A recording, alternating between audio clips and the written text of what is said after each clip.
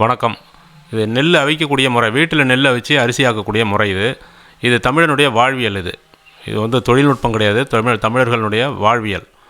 குறிப்பாக விவசாயிகள்லாம் இப்படி தான் நெல்லை சேமித்து வைப்பாங்க. இது பேர் பத்தாயம்னு பேர்.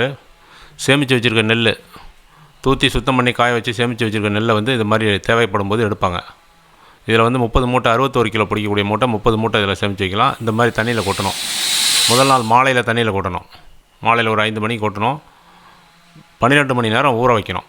அதனால் இப்போ சாயங்கால நேரத்தில் கொட்டுறாங்க, நெல்லை கொட்டியாவது. இந்த நெல் கொட்டும்போது நெல் வந்து மூழ்கி இருக்கணும். மேலே அந்த கருக்காய் பதர்கள்லாம் மேலே மிதந்துடும். அதெல்லாம் எடுத்ததுக்கப்புறம் நெல் வந்து 12 மணி நேரம் ஊறணும். இது மாதிரி எடுத்து கொட்டணும்.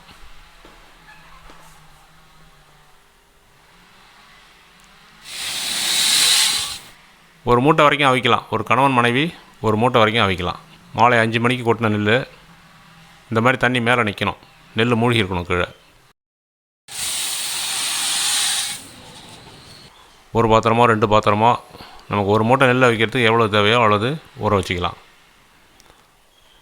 இப்போ 2வது நாள் காலையில், மறுநாள் காலையில், நேற்று 5 மணிக்கு மாலை பொழுதில் போட்டோம்னா இன்றைக்கி காலையில் 5 மணிக்கோ 6 மணிக்கோ விடிஞ்சதுக்கு பிறகு இந்த மாதிரி கையை கோர்த்து தண்ணி எடுக்கணும். சின்ன பாத்திரத்தில் நெல் எடுக்கணும். தண்ணி கீழே வடிஞ்சிரும்.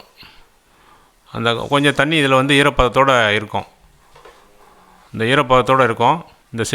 இந்த கூட அன்னக்கூடன்னு பேர், அதுலேருந்து எடுத்து இந்த பெரிய பாத்திரத்தில் கொட்டணும். அடியில் கொஞ்சமாக தண்ணி சலசலப்பாக இருக்கும் கொஞ்சம், இல்லைன்னா அடி பிடிச்சிரும். இந்த மாதிரி தண்ணி போட்டு 20 நிமிஷம் இந்த எரிய விடணும் ஒரு தோராயமாக. அது மேலே வந்து ஒரு மூடி போட்டு பாத்திரத்தை மூடி வச்சிடணும். ஆவி வெளியே அப்போ தான் சீக்கிரம் சூடாகும். இது வந்து நெல் எடுத்து கொட்டுற இடம். இந்த பாத்திரம் அதை மூடி இருக்கும் பாருங்கள். 20 நிமிஷம் ஆகிட்டு, இப்போ 20 நிமிஷம் ஆன பிறகு திறக்கும் போது பார்த்திங்கன்னா ஆவி வரும்.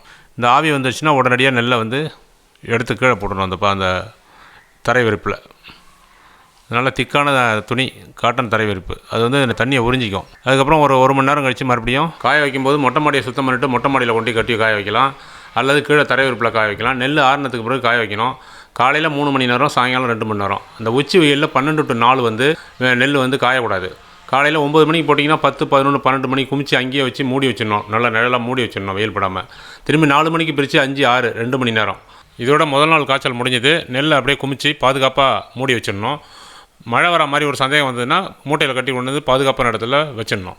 திரும்பி மறுநாள் காலையில் ஒரு 8 மணிக்கெலாம் ஆரம்பித்து 9, 10, 11 3 மணி நேரம் காய வைக்கணும். ஒவ்வொரு முறை காய வைக்கும் போதும் 3 அல்லது 4 முறை கிண்டி விடணும். அப்போ தான் எல்லா நெல்லும் ஒத்தாப்பில் காயும். இதுதான் காய வைக்கிற பதம். உச்சி வெயிலில் நெல் காயக்கூடாது. அவ்வளோதான். அதுக்கப்புறம் மில்லில் கொண்டு போய் அரைக்க வேண்டியது, அரிசி ஆகிடும். அவ்வளோதான். நோயற்று வாழ்வதற்கான சிறந்த ஒரு தமிழனுடைய வாழ்வியல் முறை இது தொழில்நுட்பம் கிடையாது. எல்லோரும் இதை வந்து கஷ்டப்பட்டால் தான் நல்ல உணவு கிடைக்கும். எல்லோரும் பயன்பெறுங்கள். நன்றி, வணக்கம்.